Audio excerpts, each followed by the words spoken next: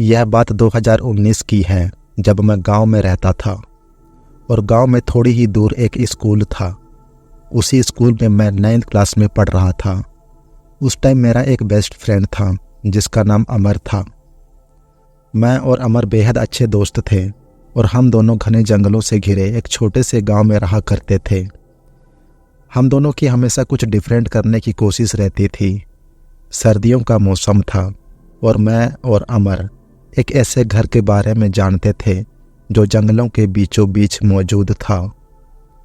हमारे गांव में इस घर को लेकर काफ़ी खौफनाक बातें फैली हुई थी। हम दोनों ने इन बातों की सच्चाई जानने के लिए उस घर में जाने का फैसला कर लिया था।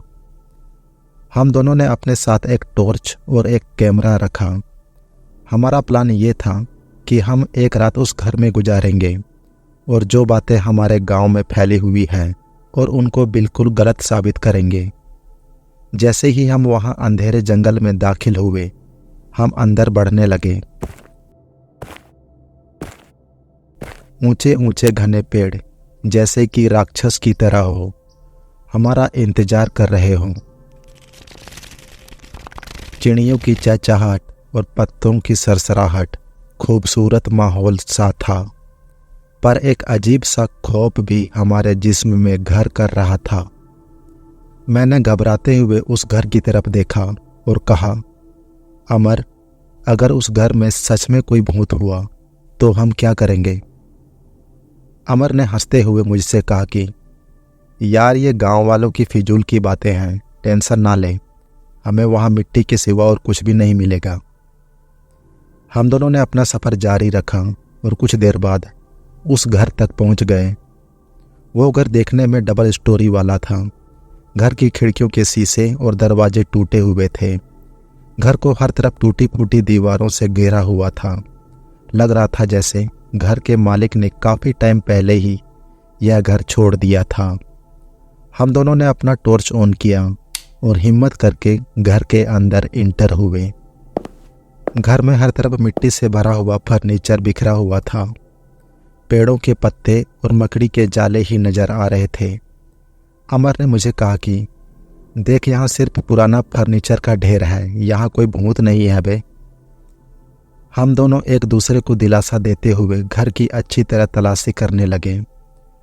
ऊपर वाली मंजिल के कमरे में जैसे दाखिल हुए तो हवाओं की वजह से जोर से हमारे कमरे का दरवाज़ा बंद हो गया। हम दोनों के दिल की धड़कनें तेज हो गई। मैंने दरवाज़ा खोलने की कोशिश की, लेकिन दरवाज़ा खुल नहीं रहा था। हमें ऐसा लग रहा था कि हम इस कमरे में फंस गए हैं। तभी मदद के लिए हमने फ़ोन करने की कोशिश की, लेकिन इस घने जंगल में सिग्नल नहीं आ रहा था। जैसे जैसे रात ढल रही थी, घर का माहौल और भी खूबसूरत होता जा रहा था। ठंड ज़्यादा हो रही थी और हर तरफ जानवरों की आवाज़ें गूंज रही थी। हम निकलने की कोशिश कर रहे थे कि अचानक कमरे के बाहर से किसी के चलने की आवाज़ आई। इस आवाज़ ने हम में और भी ज़्यादा खौफ पैदा कर दिया, क्योंकि हमारे अलावा यहाँ और कोई दूसरा नहीं था। अमर जोर जोर से बोला, बाहर कौन है? दरवाज़ा खोलो प्लीज़, हम लोग फंस गए हैं। लेकिन किसी ने कोई भी जवाब नहीं दिया। आखिरकार हम थक हार कर उसी कमरे में बैठकर और यह सोचने लगे कि ये रात हम दोनों की आखिरी रात होने वाली है। पूरी रात हम दोनों वहीं फंस चुके थे।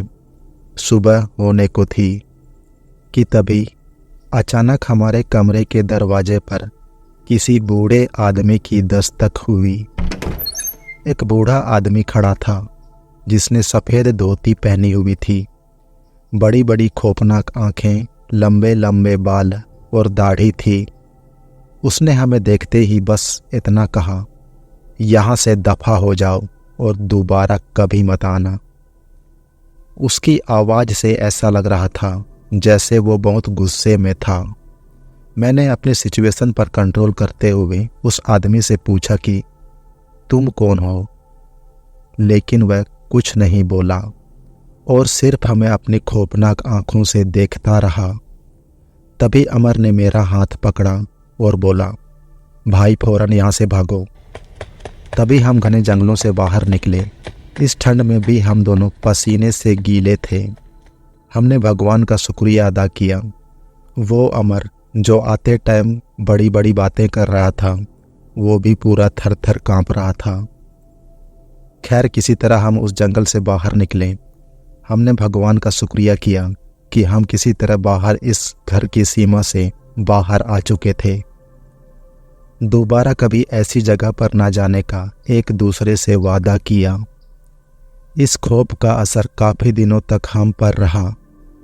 गांव वालों की बातें शायद सच थी, लेकिन हमें यह नहीं पता था कि वह आदमी वाकई में कोई इंसान था या कोई भूत।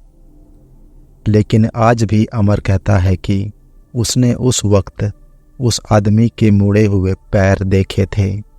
इसीलिए अमर बगैर कुछ सोचे समझे मुझे वहाँ से लेकर भागा था।